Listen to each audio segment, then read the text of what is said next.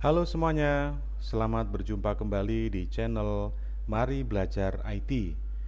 Kita berjumpa kembali di seri pembelajaran Data Warehouse.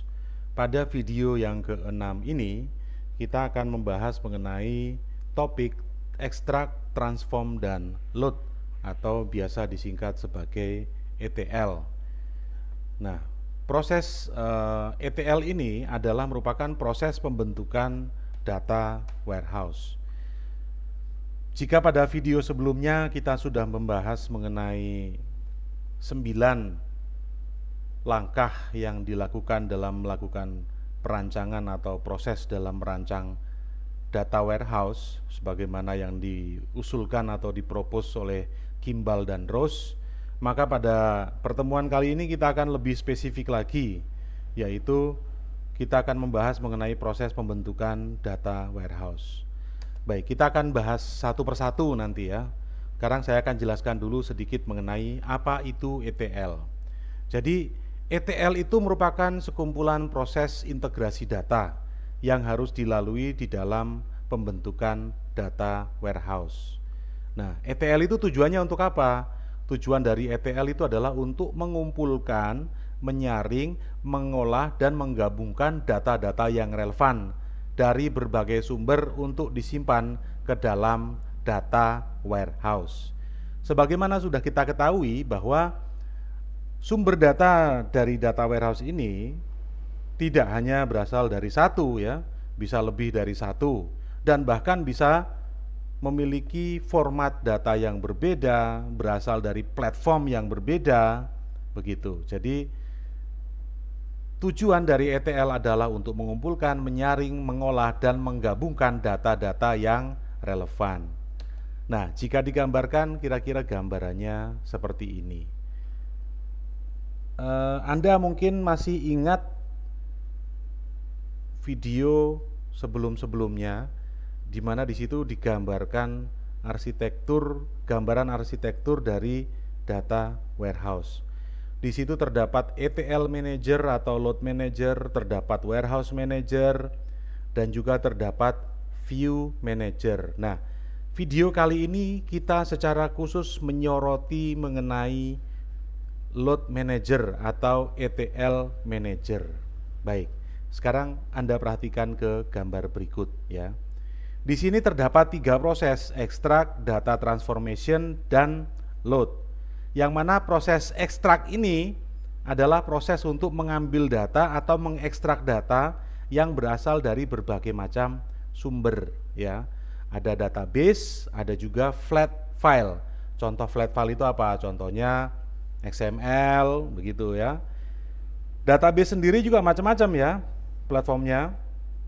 Bisa MySQL, bisa MS SQL, bisa Postgre, bisa Oracle, pokoknya berbagai macam database. Nah, dari sumber-sumber data yang berbeda ini selanjutnya akan diekstrak.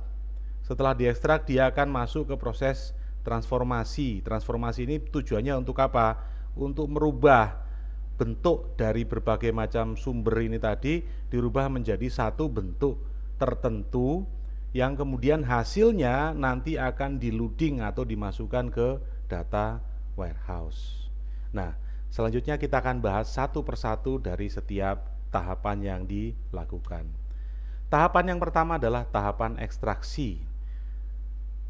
Tahapan ini adalah proses untuk memilih dan mengambil data dari satu atau beberapa sumber ya. Kita lihat gambarnya di sini digambarkan dia bisa berasal dari satu atau lebih database, bisa juga berasal dari satu atau lebih flat file ya. Nah, sebelum proses ekstrak ini dilakukan akan lebih baik dan akan lebih mempermudah jika apa? Jika user itu sudah mendefinisikan terlebih dahulu kebutuhan sumber data yang akan digunakan pada data warehouse nantinya. Ini kembali lagi ke 9 tahapan perancangan 9 tahap perancangan data warehouse ya. Kita harus tahu lebih dahulu, harus didefinisikan terlebih dahulu sumber data seperti apa toh yang saya butuhkan nantinya ketika kemudian saya sudah memiliki sebuah data warehouse. Sehingga kemudian dari kebutuhan-kebutuhan data ini nanti saya akan punya analisis A, analisis B, analisis C. Nah, kalau si kebutuhan ini sudah didefinisikan, maka proses ekstrak ini akan jauh lebih mudah dan lebih baik untuk dilakukan lagi ketimbang apa? Ketimbang kita belum menentukan data seperti apa yang nantinya akan dipergunakan. Jadi ini adalah proses ekstraksi. Nah, proses selanjutnya adalah proses transform atau transformasi. Jadi proses ini apa? Proses ini adalah proses di mana data yang telah diambil dari proses ekstraksi tadi itu akan diolah dan dirubah bentuknya menjadi apa? Menjadi bentuk yang sesuai dengan kebutuhan data warehouse. Ya. Anda pernah nonton film Transformer ya? Yang mengenai robot-robot itu yang ada Autobot ya. Anda tahu di situ ada Optimus Prime. Optimus Prime itu sebetulnya kalau dia kendaraan dia adalah sebuah truk, tapi ternyata dia pun bisa berubah menjadi robot ya.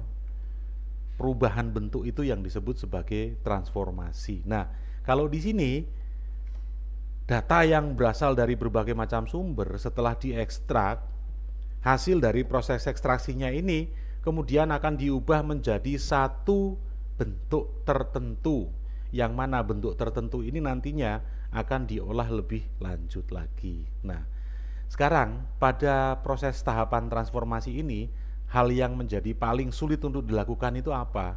Yang paling sulit dilakukan itu adalah menggabungkan data dari berbagai sistem yang berbeda. Artinya sulit sekali untuk menggabungkan data dari sumber-sumber data yang berbeda. Tidak hanya berbeda secara platform ya, bisa juga jenisnya pun berbeda begitu. Tadi kita lihat ada yang flat file, ada yang database ya. Kalau database mungkin prosesnya akan bisa lebih mudah karena biasanya kalau database itu kan sudah menggunakan standar SQL ya, standar bahasa SQL. Sementara kalau flat file itu perlakuannya tentu saja akan sedikit berbeda ketimbang kita menggunakan database. Nah, ini adalah proses transformasi. Dan pada proses transformasi ini biasanya apa saja yang dilakukan? Yang pertama adalah proses penyaringan, proses pembersihan, proses penggabungan, proses pemisahan, dan proses pengurutan. Dan tahapan terakhir dari proses CTL adalah proses load. Proses load itu apa? Proses load adalah proses yang dilakukan untuk memasukkan data ke dalam target akhir, yaitu ke dalam data warehouse. Ada langkah-langkah yang dilakukan dalam proses load ini. Yang pertama apa? Yang pertama adalah menjalankan script secara periodik ya, untuk mengubah data ke dalam bentuk dimensional data store agar format data cocok untuk diterapkan pada proses analisis dan telah terintegrasi dengan beberapa sumber data. Langkah yang pertama adalah menjalankan script. Jadi kita membuat script tertentu, yang mana script tertentu ini nantinya, tentu saja ini scriptnya script SQL ya. Sebagaimana kita ketahui bahwa kebanyakan dari yang saya tahu, semua RDBMS yang dipergunakan saat ini itu menggunakan standar SQL. Sehingga di sini dikatakan menjalankan script SQL. Nah, dari bentuk data yang sudah dihasilkan oleh proses transformasi itu, data ini akan secara periodik dimasukkan ya, akan diproses, diolah menggunakan SQL script. Secara periodik ini dalam interval waktu berapa lama? Ya tergantung kebutuhan. Bisa 1 minggu, bisa 1 bulan ya. Dan yang kedua adalah proses load ya, proses load. Proses load itu apa? Yaitu proses ini adalah proses memasukkan data ke dalam data warehouse ya, dalam data warehouse. Ini prosesnya bisa bermacam-macam ya. Bisa load up, bisa load insert, ada juga bisa load bulk ya. Kalau load up ini mungkin update data ini maksudnya. Terus kemudian load insert itu ya menginsertkan, memasukkan data tapi secara satu persatu. Sementara load bulk itu tidak hanya satu persatu, mungkin satu gelondongan data, satu rombongan data dimasukkan sekaligus. Nah, nanti pada saat video-video selanjutnya diunggah, Anda akan semakin jelas ya, karena kita akan semakin lebih detail lagi membahas masing-masing proses yang ada pada ETL ini.